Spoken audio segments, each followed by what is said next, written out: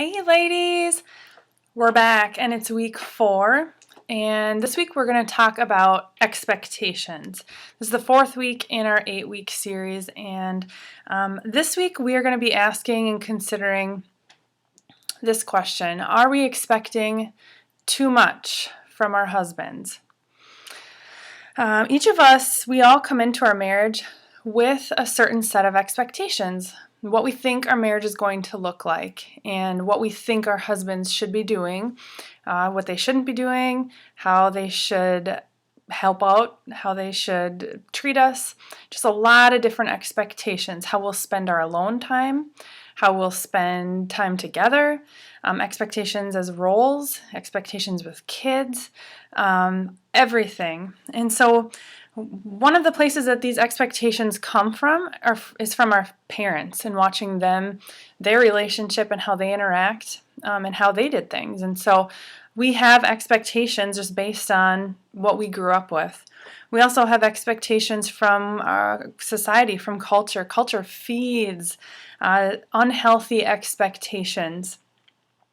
We have expectations that our husbands should be pampering us, giving us surprise gifts and surprise vacations, that they should sweep us off our feet every day, every year of our marriage.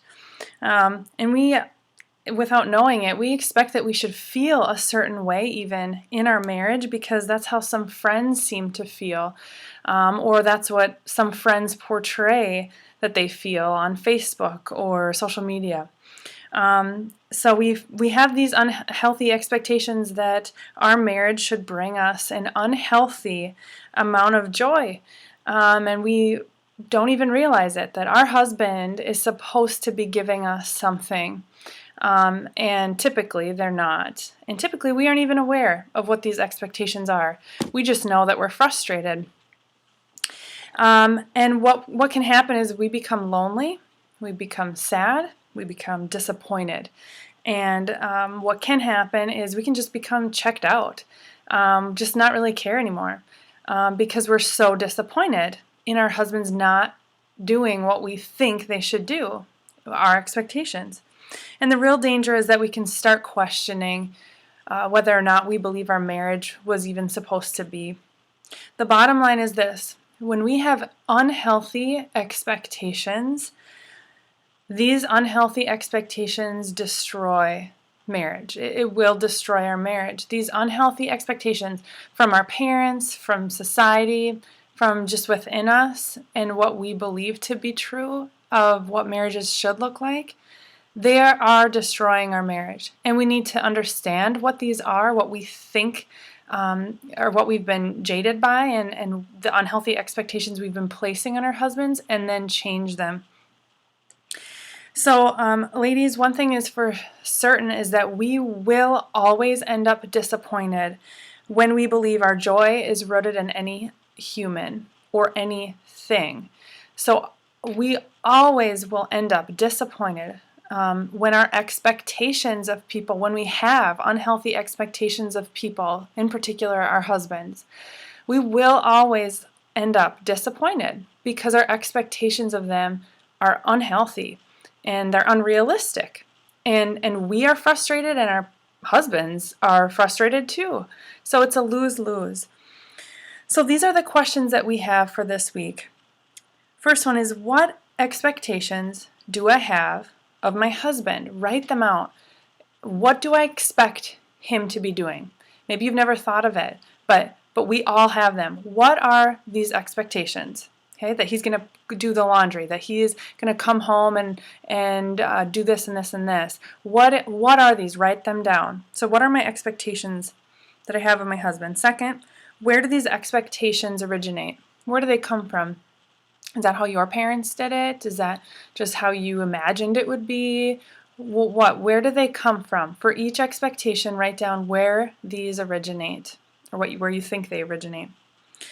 Third question: are these expectations healthy or unhealthy? You can also just ask, are these realistic or unrealistic? So right next to each expectation, healthy, unhealthy. Are they helpful or unhelpful? Okay, realistic or unrealistic. Are they respectful or not respectful, disrespectful to my husband. So write down each of those next to each of the expectations. Okay. Finally, how do these expectations affect my marriage? Okay, how do these expectations affect my marriage? Are these unhealthy expectations? First off, if they are, we need to let them go. We need to let them go because they will only hurt our marriage. Are we willing then? Okay, are we willing then to humbly understand and ask ourselves, can I let these go for the sake of my marriage? And then talk to our husbands about them. Say, this is what I've been expecting from you, and I recognize that this is not helpful for us. I don't really know where to go, but I'm going to be prayerful about it. And just understand that I don't like that I've been placing this on you to do, or this expectation of you. Know that I'm going to change that. I just don't know what it's going to look like yet. So humbly just go to your husband and be truthful with yourself that, yep, I don't like this, and I know I should change this particular thing. Psalm 188 verse 8 reads, "It is better to take refuge in the Lord than to trust in man." It is better to take refuge in the Lord than to trust in man. I'm not saying we don't want to trust our husbands. We've already talked about that. Trust is so vital and important. But take refuge in the Lord. Okay, take refuge in the Lord. Our only expectation, ladies, is that the Lord will always be constant. And the Lord is our only true source of joy. And if we can expect that and only that, it will release our husbands from what we have been holding them to, these unrealistic things that they just cannot hold onto. They weren't meant to do for us.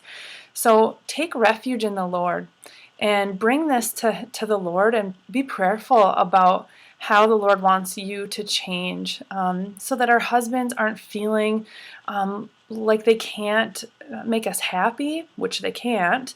But this will release our husbands from this weight of trying to please us constantly. And it's not fun for them. It's not fun for us. Let's try to enjoy our husbands and not constantly be finding things that they're not doing right and that they're not doing for us. So I'm going to be praying for all of you this week again, that we can just humbly go to look within, go to our husbands and bring it to the Lord, and what the Lord wants us to do this week. So we'll see you next week, and make sure to be journaling everything that you're experiencing through these days. Have a good week.